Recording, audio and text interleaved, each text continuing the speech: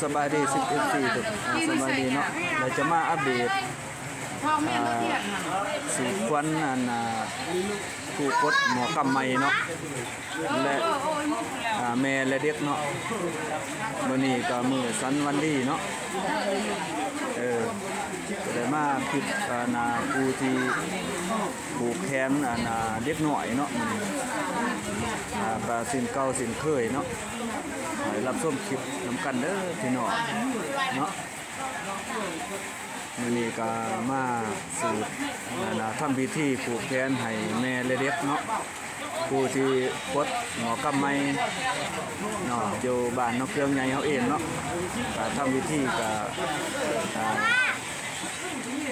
ให้ผู้ที่รับชมคลิปเนาะ FC ทุกบอลเนาะให้กด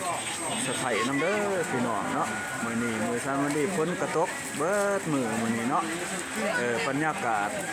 เย็นพี่น้องเนาะอยู่ในเมืองปากซองแข้งจำปาสักเฮามื้อวันอยู่บ้านน้องเกืองใหญ่เนาะอยู่เฮือนบ่าวเขียวเฮาเองเนาะ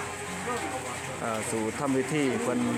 แม่และเด็กได้กดกำเนาะอยู่สบายมื้อนี้ก็ฝนตกเนาะฝนตกเบิดมื้อนี้เนาะ